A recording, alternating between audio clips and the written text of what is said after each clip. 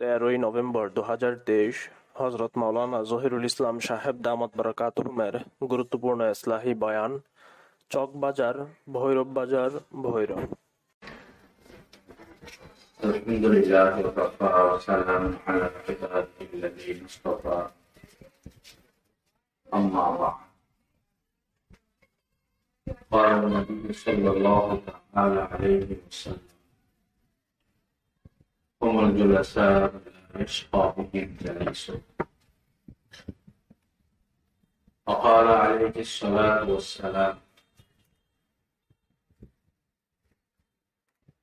البركة مع أحبابه. وقال عليه الصلاة والسلام: الكيس من دان نفسه وعمل لما بعد الموت. وكما قال النبي صلى الله تعالى عليه وسلم: اللهم صل على سيدنا مولانا محمد وعلى آل سيدنا مولانا محمد وبارك وسلم. আল্লাহ পাক জাল্লা জালালুহু আমাদের সকলকে কবুল করেন, আমাদের সমস্ত গুনাহগুলোকে দয়া করে মাফ করে দেন। আজকের এই মাহফিলকে আল্লাহ পাক জাল্লা জালালুহু কবুল ফরমান। যা কিছু আলোচনা হচ্ছে হবে, সকল কথাগুলোর উপর আমাদের সকলকে আমলের তৌফিক দান। বর্তমান সময়টা আমাদের জন্য, আমাদের মুসলমানদের জন্য খুবই বিপজ্জনক, লজ্জাকর এবং ফিতনার একটা সময়। এক হাদিসে পাকের মধ্যে হুজুরে পাক সাল্লাল্লাহু আলাইহি ওয়াসাল্লাম বলেছেন: বাদিরু বিল আমালি ফিতানান কাকিতাইল লাইলিল মুসলিম। একদম অন্ধকার কালো রাত্রের ন্যায় ফিতনা ফাসাদ প্রকাশিত হওয়ার আগে আমল যা করার করে না।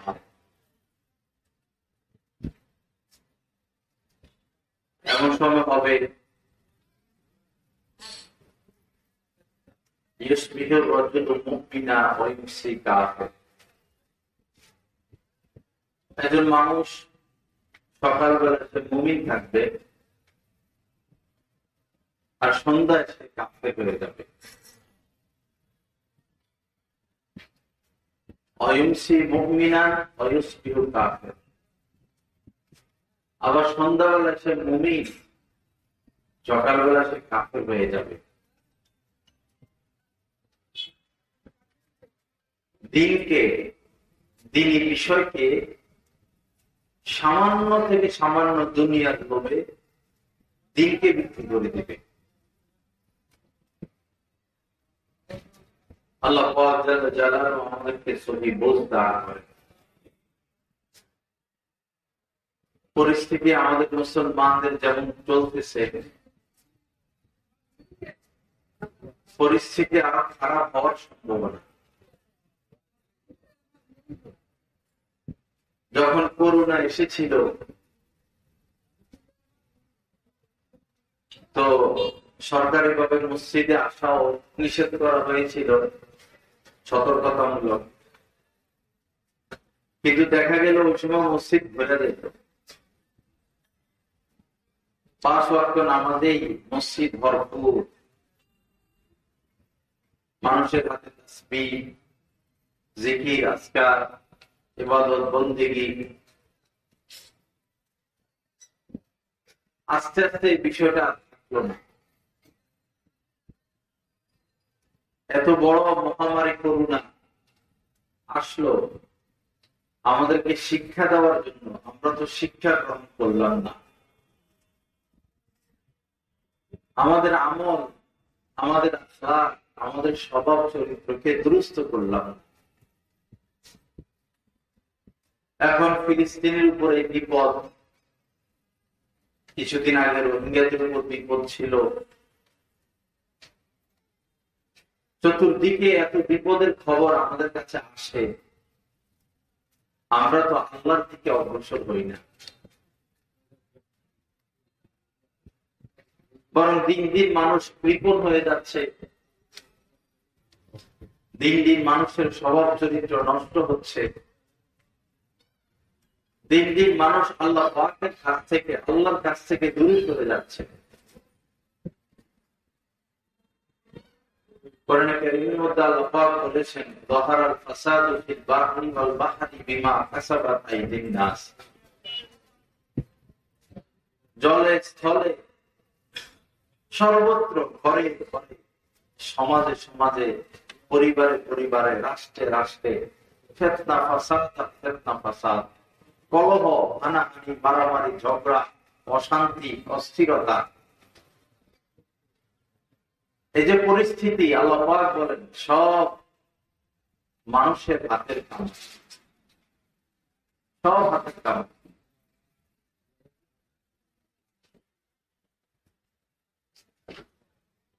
যদি আমাদের আমল আখলাক নষ্ট হতে থাকে, স্বভাব চরিত্র নষ্ট হতে থাকে,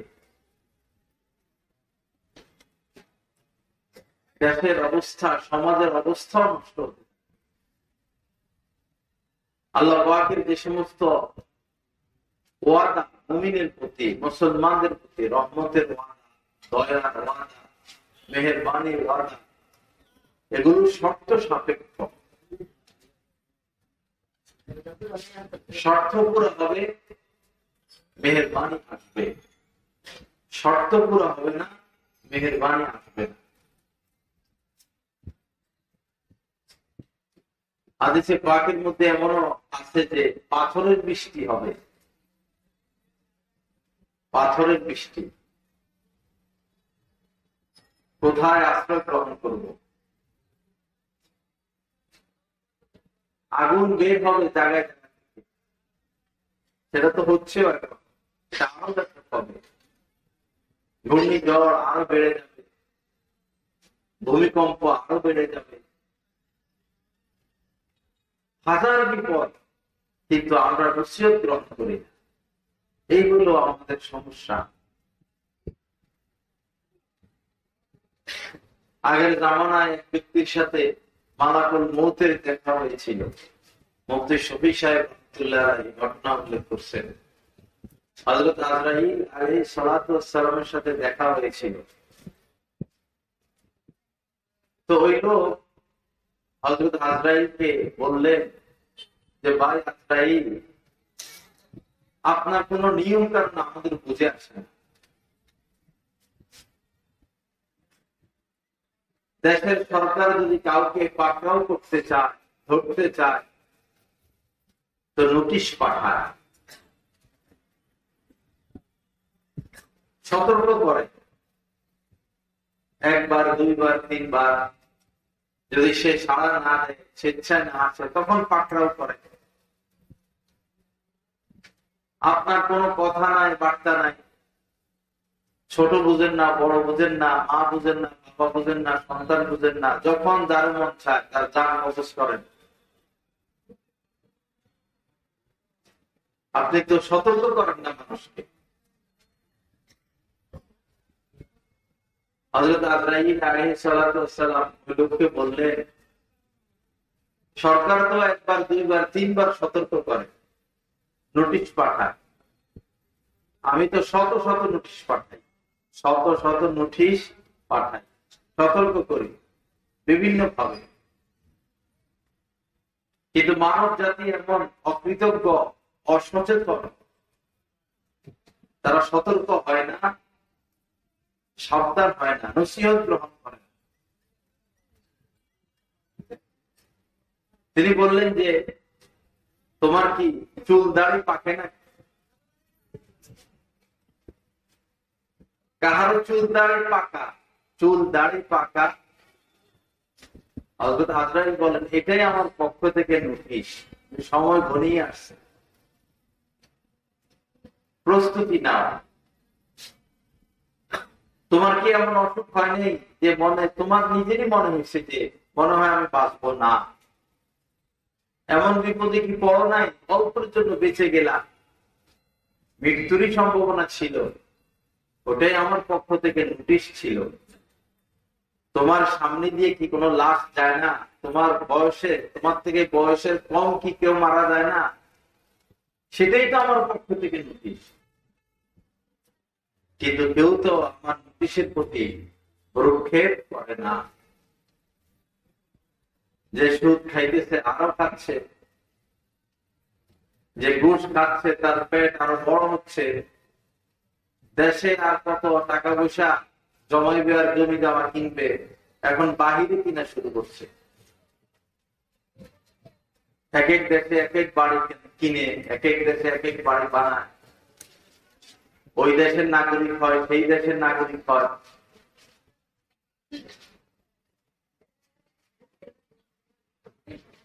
মানুষ যত গোপনে পাপ করুক না কেন, যত গোপনে পাপ করুক, বিভিন্ন পদ্ধতিতে পাপগুলো প্রকাশিত হয়। এক হলো মানুষের অন্তরে অন্তরে, মনে মনে আল্লাহর পক্ষ থেকে একটা মেসেজ চলে যায়। পাপ করতেছে গভীর রাত্রে, গভীর অন্ধকারে, কিন্তু একটা মেসেজ যায়, মানুষ তাকে ভালো মনে করে না। একজন মানুষ অনেক গোপনে অপরাধে লিপ্ত, তার চেহারার মধ্যে এটা ভাববে, আচার আচরণ এটা প্রকাশ করে, তার কথার আওয়াজে, তার চলাফেরা এটা বোঝা যাবে যে লোকটা খতরনাক, মারাত্মক অপরাধী।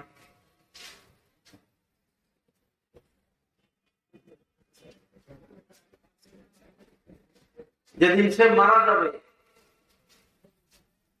সবার অন্তরে একটা মেসেজ চলে যায়। সবাই বলে যে লোকটা ভালো ছিল না, মানুষটা ভালো ছিল না। আবার বিপরীত হয়, একজন মানুষ প্রকৃত অর্থে সৎ, পাবলিসিটি লাগে না, মাইকিং করা লাগে না, পোস্টারে না আসা লাগে না, মানুষের অন্তরে অন্তরে মনে মনে জানা হয়ে যায়, আল্লাহ পাক জানিয়ে দেন যে লোকটা ভালো।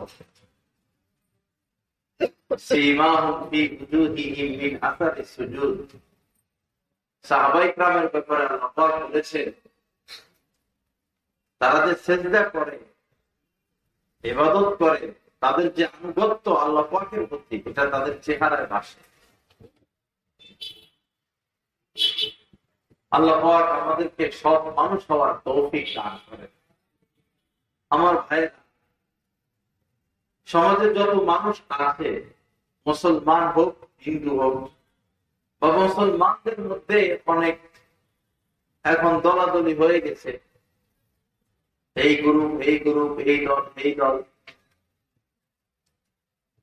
মোট কথা মুসলমান তো সবাই চায় নিজের সন্তানটা ভালো হোক, নিজের সন্তানের কল্যাণ সবাই চায়, সন্তান সৎ পথে থাকুক, এটা আমরা সবাই চাই। কিন্তু বিষয়টা হলো কাজকর্ম বিপরীত। আশা একরকম, কাজকর্ম আরেক রকম। আশা সন্তানটা ভালো হোক, কিন্তু সন্তানকে দেয় কাজ সবাই কিনা।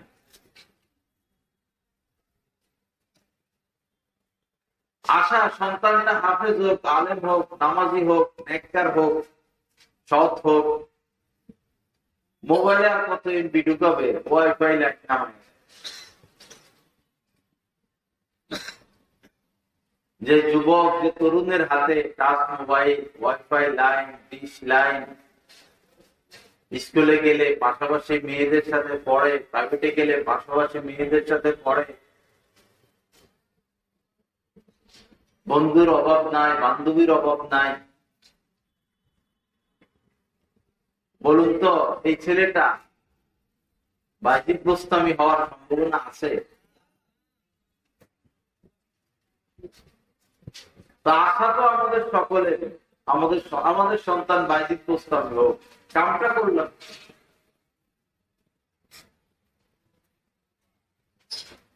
মূল জায়গায় হাত দেয়, হালাল বেশি।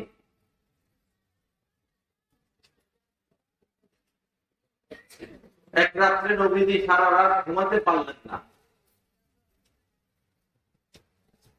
চটপট চটপট চটপট করে এপাশ ওপাশ করে রাত কাটালেন।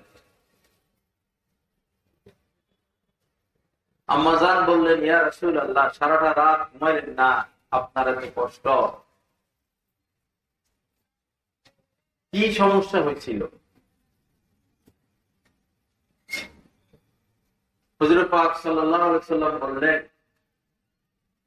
একটা খেজুর পড়েছিল রাস্তার পাশে বা কোথায়, তো খেজুরটা তুলে আমি খেয়ে ফেলেছি যেন নষ্ট না হয়, পায়ের নিচে পড়ে নষ্ট হবে বা পচে নষ্ট হয়ে যাবে। নষ্টের হাত থেকে বাঁচানোর জন্য খেজুরটা আমি খেয়ে ফেললাম। পরে আমার ভয় হলো, চিন্তা হলো যে এটা কার খেজুর, এটা কি সৎকার খেজুর কিনা? নবীদের জন্য সৎকার নিষেধ, সৎকার খাওয়া নিষেধ। এটা সৎকার খেজুর কিনা, তাহলে তো আমি সৎকার খেজুর খেয়ে ফেললাম, আমি আল্লাহর কাছে কি জবাব দেব? এই ভয়ে সারা রাত, এই চিন্তা সারা রাত আমি ঘুমাইতে পারলাম না।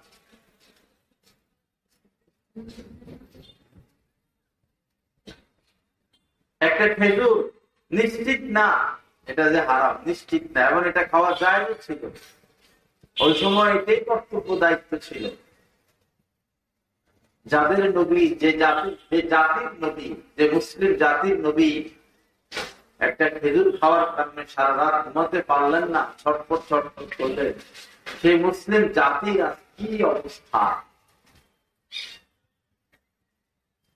এই ভৈরব বাজারে কয়জন ব্যবসায়ী আছে যার নামে সিসি নাই? কয়জন আছে যার A to Z পুরা ইনকাম হালাল?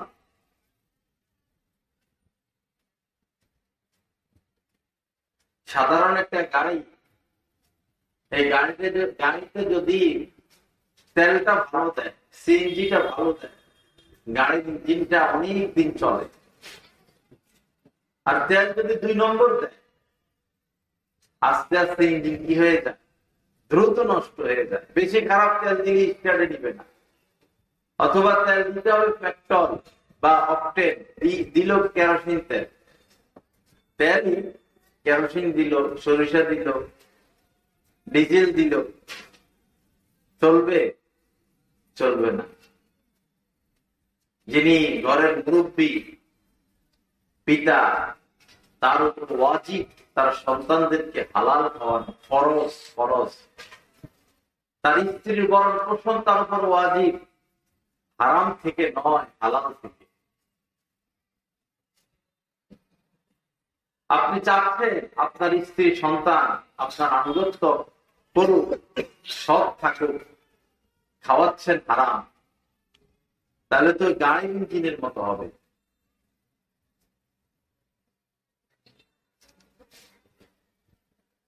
মনে রাখবেন, যত শিক্ষা শিক্ষিত করুন আপনার সন্তানকে, কিন্তু খাওয়াচ্ছেন হারাম, আপনার সাথে সে নাফরমানি করবে,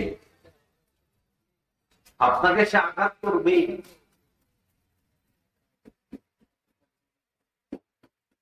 কারণ আপনি তার রক্তকে হারাম করে দিয়েছেন। এজন্য বাবা, আল্লাহকে ভয় করে লোভ না করে।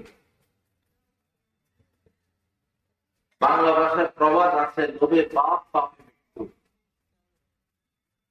লোভ না করে। আপনার অনেক টাকার মালিক হতে হবে, এটা তো জরুরি না। সংসার চলার মতো, চালানোর মতো একটা ব্যবস্থা হলেই তো হলো। বেশি সম্পদের আশায় আমি সুদ গ্রহণ করব, আল্লাহ পাক তো বলেছেন, ইয়ামহাকুল্লাহু রিবা। যারা সুদ খায়, সুদ গ্রহণ করে,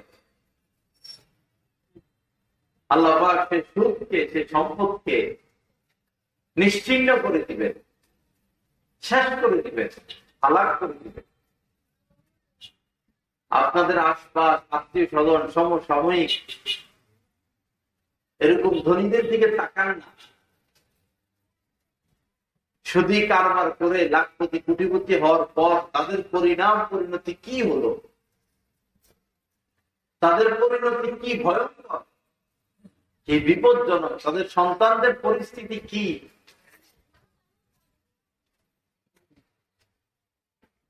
পিতা হালাল হারাম যাচাই বাছাই করলো না, কামাইলো, আর সন্তান মদের বোতল টাইনা টাইনা সেই সম্পদ শেষ করতেছে। জমি একটা বিক্রি করে 6 মাস খায়, দোকান আরেকটা বিক্রি করে 1 বছর খায়। বাপে রাইখে গেছে, তার তো আর ইনকামের দরকার নাই। হারাম টাকা হালাল কাজে ব্যবহৃত হইতে চায় না। হারাম টাকা হারাম পথেই শেষ হয়ে যায়। আল্লাহ পাক আমাদের সকলের প্রতি মেহেরবানি করেন। এজন্য আসুন বাবা, সাহস করি, হালাল খাই, হালাল খাওয়াই। যাদের এই সুদের সাথে সম্পর্ক হয়ে গেছে, আস্তে আস্তে বের হওয়ার চেষ্টা করি। একদিনে হয়তো পারবেন না, 1 মাসে হয়তো পারবেন না, বের হওয়ার নিয়ত তো করতে পারেন যে ইনশাল্লাহ বের হয়ে যাবো, আর বাড়াবো না। 5 লাখ আছে, 10 লাখ বাড়াবো না। 50 লাখ আছে, থাক, আর বাড়াবো না। আস্তে আস্তে বের হয়ে যায়। বের হওয়ার আগে নিয়ত করে ফেলি। হতে পারে নিয়ত করার আপনার সময় হবে না, হতে পারে এই অবস্থায় আপনি বিদায় নিবেন, সাথে সাথেই তো গজব শুরু হবে। নিঃশ্বাসটা বের হওয়ার সাথে সাথেই শুরু হয়ে যাবে আযাব আর গজব। কত শাস্তি ভোগ করতে পারবো আমরা। যারা যাকাত দেয় না, যাকাত ফরজ কিন্তু যাকাত দেয় না, শুধু জমায় খরচ করে, এরা খরচও করতে পারে না, বহু কৃপণ। যারা যাকাত দেয় না এবং আয় রোজগার স্বচ্ছ না, এরা বেশি কৃপণ। ফলাফল এই যে কামাইতে সত্য, নিজেও আরাম করে যেতে পারলো না, নিজের জন্য খরচ করতে পারে না, পরিবারের জন্য খরচ করতে পারে না, আখিরাতের জন্য কিছু করতে পারে না।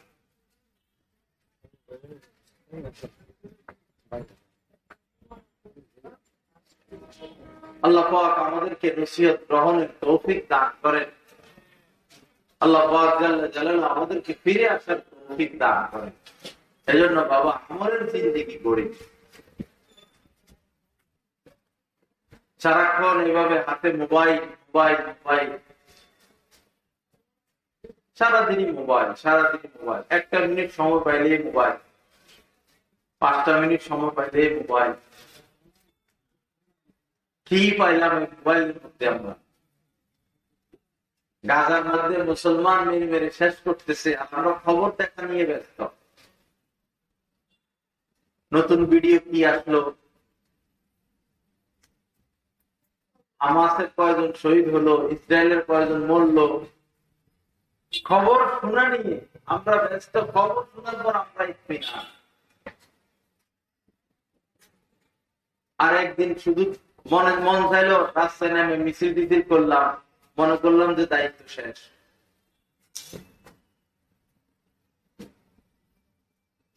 এতটুকুই তো শুধু আমাদের দায়িত্ব আর কর্তব্য নয়, দায়িত্ব কর্তব্য তো আরো অনেক লম্বা। দরকার তো ছিল চোখের পানি দেওয়া, রোজা রাখা,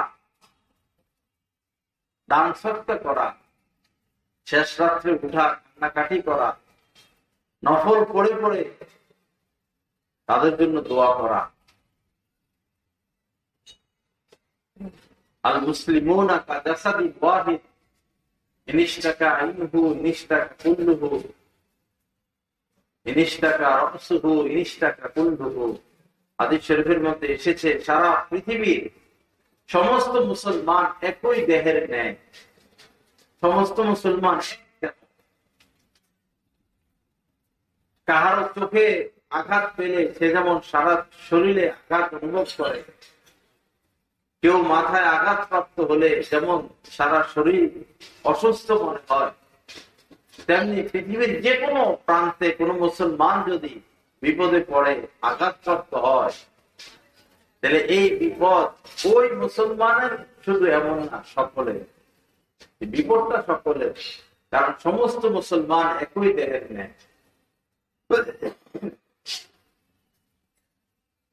এজন্য গাজার মুসলমানদের প্রতি দোয়া করা, নফল রোজা রাখা, কান্নাকাটি করা, দান সৎকার করা এবং নিজেরা নসিহত গ্রহণ করা। আমাদের কোনো বিপদ কিন্তু কম না। দ্রব্য মূল্য,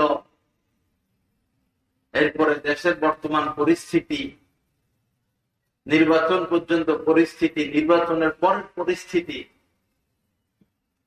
আমরাও কঠিন অবস্থায় আছি। নিজের দেশের জন্য দোয়া করা, নিজের আমল আখলাক শুদ্ধ করা, কিন্তু সংশোধন নাই আমাদের, নসিহত গ্রহণ করি না। এই বিপদ আমাদের, এই মুসিবত। আমাদের এক ছাত্র, ছোট বাচ্চা, মুক্তবে পড়ে, তো সে বেশি একটা বাসায় যায় না, মাদ্রাসায় থাকে। তো তাকে আমি বললাম, সে বলল, হুজুর আমাদের বাসায় সারাদিন সবাই মোবাইল টিপে, আমার মাও সারাদিন মোবাইল টিপে, আমার বাবাও সারাদিন মোবাইল টিপে, আমার ভাইও সারাদিন মোবাইল টিপে, আমার বোনও সারাদিন মোবাইল টিপে, কাজের বুয়া, কাজের মেয়ে, এও সারাদিন মোবাইল টিপে, দারোয়ান এও সারাদিন মোবাইল টিপে। এই যে এটিএম বক্স, ব্যাংকে যে কার্ড দিয়ে টাকা উঠায়, এটাও বক্সের ভিতরে বসে বসে মোবাইল টিপে। কেউ বক্সের ভিতরে, কেউ বক্সের বাইরে। রিক্সাওয়ালা ঠিক নাই, বসে বসে মোবাইল টিপে। চা বিক্রি করতেছে, চার দোকানদার, চায়ের দিকে নজর নাই, এক হাতে মোবাইল আর এক হাতে চা বানাইছে। আল্লাহ কি আমাদের সৃষ্টি করছে মোবাইল টিপার জন্য?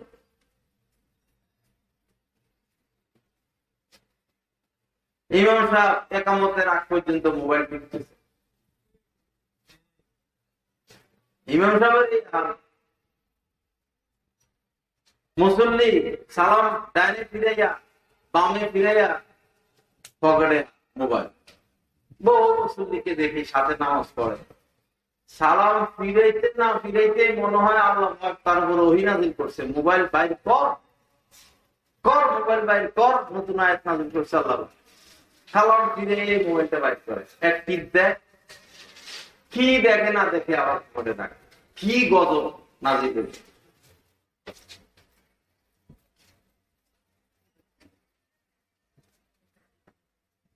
একশোটা মেয়েকে বিয়ে দেয়, 90টা একটা বলে স্বামীর শারীরিক সমস্যা। সমস্যা তো হবেই। এই খারাপ খারাপ জিনিসগুলো দেখে খারাপ কাজে লিপ্ত হবে না, এটা তো অসম্ভব বিষয়।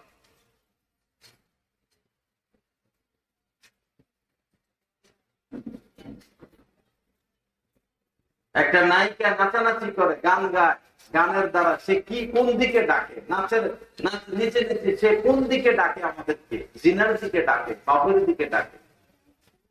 গানের প্রত্যেকটা কলি, প্রত্যেকটা গান মানুষকে জিনার দিকে ডাকতেছে। প্রত্যেকটা নাটক, প্রত্যেকটা ছবি জিনার শিখাচ্ছে, পাপ শিখাচ্ছে, প্রেম শিখাচ্ছে, সমকামিতা শিখাচ্ছে, চুরি, ডাকাতি, সন্ত্রাসী, মাস্তানি, ফোন, এগুলো শিখাচ্ছে। আর এগুলোর পিছে রাষ্ট্রীয় ভাবে কোটি কোটি টাকা বাজে।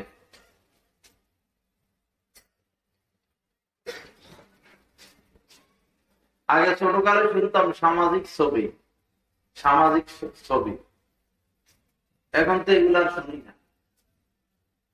সামাজিক ছবি এখন আর কেউ কয় না।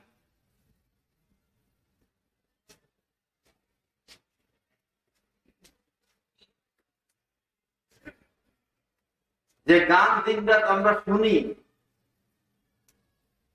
হাদিসে পাকের মধ্যে এসেছে ইয়াজিদু ফিশ-শাহওয়াত, জোয়ান হোক বুড়া হোক ছোট হোক বড় হোক, শাহওয়াত কাম প্রবৃত্তি অর্থাৎ পাপের চাহিদা বাড়ায়। যারা গান শুনে গান দেখে তাদের মধ্যে গান প্রত্যেক ক্রিয়ার একটা বিক্রিয়া আছে। গানও তো একটা ক্রিয়া, এটার বিক্রিয়া হলো পাপের চাহিদা বাড়াবে, স্বামীর মনকে অন্য নারীর দিকে ঝুঁকাবে, নারী স্ত্রীর মনকে অন্য পুরুষের দিকে ঝুঁকাবে। এটা হলো গানের কৃতিত্ব, ফেসবুকের কৃতিত্ব। এটা ঘরে ঘরে সে আগুন লাগিয়ে দিবে। হায়া হাদিস শরীফের মধ্যে এসেছে, নির্লজ্জ বানিয়ে ফেলবে গান। দেখবেন আমাদের যুবক ছেলেরা কেউ কেউ হাফ প্যান্ট পরে, শরম নাই, লজ্জা শেষ। মায়ের সামনে, বাবার সামনে, ওস্তাদের সামনে, ময় মুরব্বীর সামনে, হাজার মানুষের সামনে এরা অর্ধদুঙ্গ হয়ে হাঁটে। এবং হাফ প্যান্ট তো পড়ছে পড়ছে, এটা গর্ব গৌরবের সাথে চলাফেরা করে। এই নয় যে একটা আকাম করলাম, পাপের কাম করলাম, একটু লজ্জিত হই না, খুব গর্ব গৌরব। এমন ভাবে হুন্ডা চালায় আর হুন্ডায় উঠে মানুষকে মানুষ মনে করে না। তো কয়দিন পরে তো মরে, এগুলোই তো মরে। এমন অ্যাক্সিডেন্ট যেগুলোর আর চিকিৎসা হয় না, মগজ বাইরে হয়ে যায়, হাড্ডি গুঁড়া গুঁড়া হয়ে যায়, মুহূর্তের মধ্যে শেষ হয়ে যায়।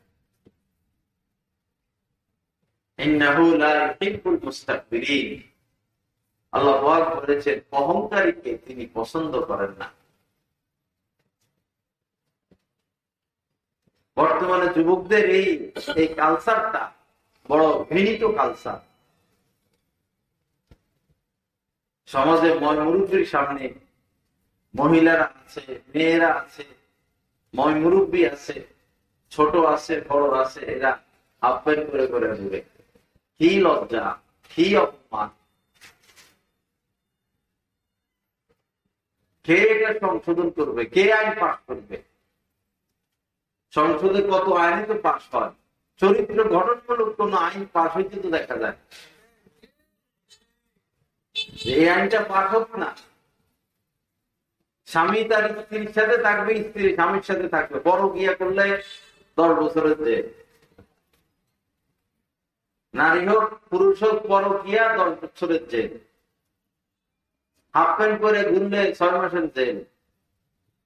হয়তো আইন আছে কিনা আমি তো জানি না।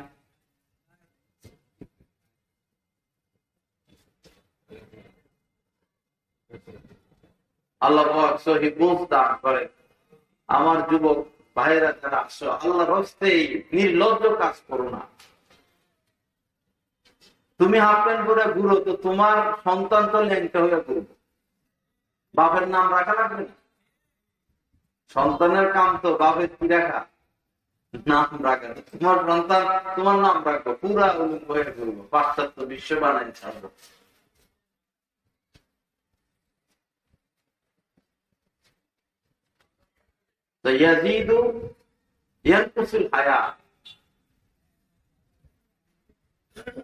গান শুনলে লজ্জা কমে যাবে, সে নির্লজ্জ হয়ে যাবে। হাদিস শরীফের মধ্যে এসেছে, ইন্নাল গিনা ইউনবিতুল নিফাকা ফিল কলবি কামা ইউনবিতুল মাউ যারআ। মাটি শুকায়া পাউডার হয়ে গেছে, সাদা হয়ে গেছে, কোনো ঘাসও জন্ম নেয় না এখানে। বৃষ্টি হোক বা পানি ঢালো, এই মাটি ভিজে, এরপরে মাটির ভিতর থেকে শস্য দানা উৎপন্ন হয়। আল্লাহ বলেন, নবীজি বলেন, পানি যেভাবে শস্য বীজ উৎপন্ন করে, গান মানুষের অন্তরে তদ্রূপ নিফাক উৎপন্ন করে, অশ্লীলতার জন্ম দেয় গান অন্তরের মধ্যে। পাপের বিষয় জন্ম দেয়, মুনাফিকি জন্ম দেয়। আর ঘরে ঘরে গান, ঘরে ঘরে গান, হাতে হাতে গান।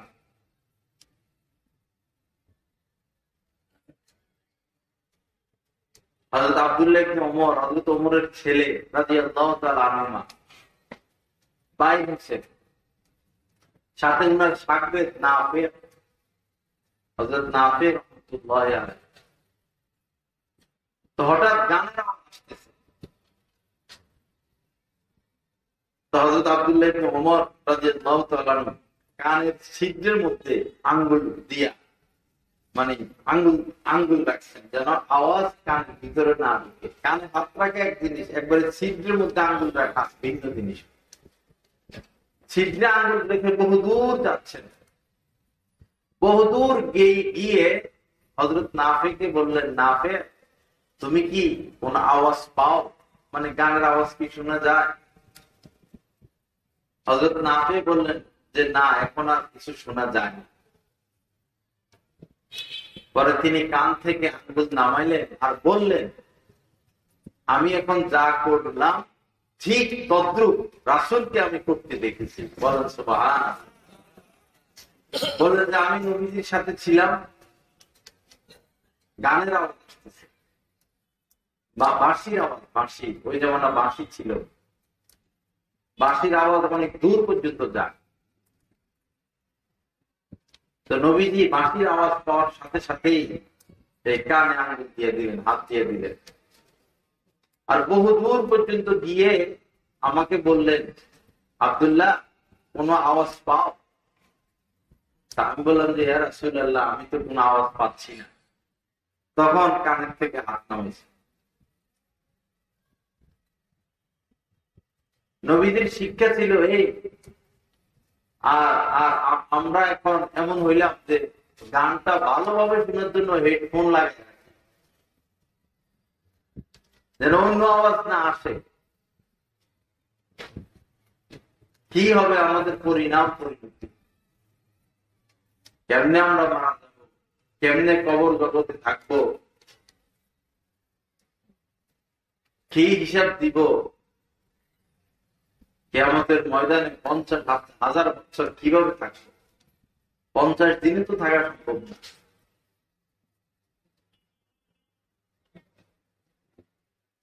আল্লাহ পাক আমাদেরকে হেদায়েত গ্রহণ করার তৌফিক দান করেন। আল্লাহ পাক আমাদের ইসলাম তাজকিয়া নসিব করেন। আসুন ভাইরা, দ্বীন গ্রহণ করি, কোরআন সুন্নাহ মোতাবেক চলি, সফল হব, কামিয়াব হব। আল্লাহ রাসূলের হেদায়েতের বাহিরে, আল্লাহ রাসূলের হেদায়েতের বাহিরে গিয়ে শান্তি পাবো না।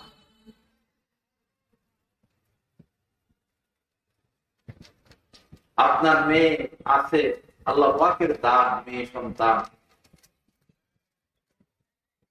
মেয়েরাই মা বাবাকে ভালোবাসে বেশি, এবং মেয়েরাই মরণ পর্যন্ত মা বাবাকে বলতে পারে না। ছেলেরা বেশিরভাগ ঘর সংসার হইলে অনেকে ভুলে যায়, নিজের স্ত্রী সন্তান নিয়ে ব্যস্ত হয়ে যায়। মেয়েরা দূরে থাকলেও মা বাবাকে সাধারণত ভুলে না। একটা মেয়ে সন্তান অনেক বড় নিয়ামত। নবীজি বলছেন যে যার 3টা মেয়ে হয় আর সেই মেয়েদেরকে দ্বীন শিখায়, কোরআন সুন্নাহর উপর পরিচালিত করে, ভালো ছেলের হাতে তুলে দেয়, তার জন্য জান্নাত। সুবহানাল্লাহ। ছেলে সন্তানের ব্যাপারে কথা নাই। এক সাহাবী বললেন, ইয়া রাসূলুল্লাহ, আমি আমার সবচেয়ে ভালো ব্যবহার করার উপযুক্ত কে? আমি কার সাথে সবচেয়ে বেশি ভালো ব্যবহার করি? মা আছে, বাবা আছে, ওস্তাদ আছে, ছেলে মেয়ে আছে, ভাই বোন আছে, মা মুরব্বী আছে, কে বেশি হকদার আমার ভালো ব্যবহার পাওয়া? নবীজি বললেন, তোমার মা। সাহাবী বললেন, এরপরে কে? নবীজি বললেন, তোমার মা। সাহাবী বললেন, এরপরে কে? হযরত আসতেছেন? কোনো খবর পাইছি না, আগে থেকে হিসাবে। সাহাবী তৃতীয়বার বললেন, ইয়া রাসূলুল্লাহ, এরপরে কে? নবীজি বললেন, তৃতীয়বারও বললেন, তৃতীয়বারেও বললেন তোমার মা, চতুর্থবার বললেন তোমার বাবা। ইসলামের নারীর হক, নারীর অধিকার কম নাকি 3% বেশি? আমরা তো সমান অধিকারের আন্দোলন করি, ইসলাম আগে বাড়াইয়া রাখছে, আমরা এটার নিচে নামাই। পুরুষেরা জিহাদ করবে, জুমা পড়বে, ঈদের নামাজ পড়বে, কত কত এবার 5 ওয়াক্ত মসজিদে যায় করতে হবে। নারীরা জুমা নাই, ঘরে জোহর পড়বে, ঈদের নামাজ নাই, মসজিদে গিয়ে তাদের জামাতে নামাজ পড়তে হয় না, জিহাদ তাদের উপর আসে না, ঘরে থাকে। একজন পুরুষ স্বামী জিহাদ করে যে সওয়াব পাবে, জুমা পড়ে যে সওয়াব পাবে, ঈদের নামাজ পড়ে যে সওয়াব পাবে, মসজিদে গিয়ে 5 ওয়াক্ত নামাজ জামাতে পড়ে যে সওয়াব পাবে, স্ত্রী যদি পর্দার সাথে ঘরে থাকে, ঘরে বৈশা ফিরি ফিরি আল্লাহ পাক তাআলা সব সওয়াব দিয়ে দেবে। অধিকার কম না বেশি? বেশি। মা বোনদের জন্য কত সহজ, কত সহজ করছে। ডাইরেক্ট নিসা নামক এক সূরা আল্লাহ নাযিল করেছেন। সূরার নাম রাখছেন কোরআন শরীফে কি? নিসা। রিজাল নামে কোন সূরা নেই, আমাদের পুরুষদের নামে সূরা নেই, মহিলার নামে সূরা নিসা। এরপরে মহিলাদের ব্যাপারে, স্ত্রীদের ব্যাপারে আল্লাহ পাক আয়াত নাযিল করেছেন স্পেশাল ভাবে। কেমন আয়াত? আগে প্রেক্ষাপটটা বলি। মনে করেন বাংলাদেশের প্রেসিডেন্ট, বর্তমান প্রেসিডেন্ট আপনাকে ফোন করছে, আমার কাছে আসো, বা আপনাকে কোনোভাবে ডাকছে, আপনি গেছেন, পরে আপনাকে বলতেছেন তোমার ঘরের যে স্ত্রী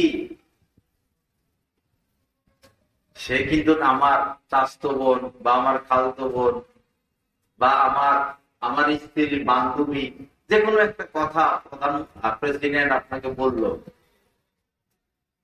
তার সাথে ভালো ব্যবহার করো। প্রেসিডেন্ট সাহেব যে কথাটা আপনাকে বললেন, আপনার অন্তরে লাগলো কিনা? তার সাথে খারাপ ব্যবহার করার সুযোগ আর আছে আপনার? ভালো ব্যবহার করবেন কিনা?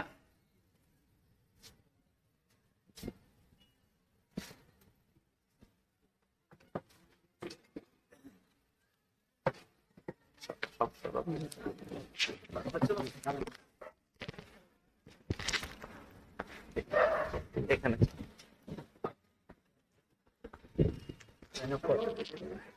আমি এখানে বসছিলাম।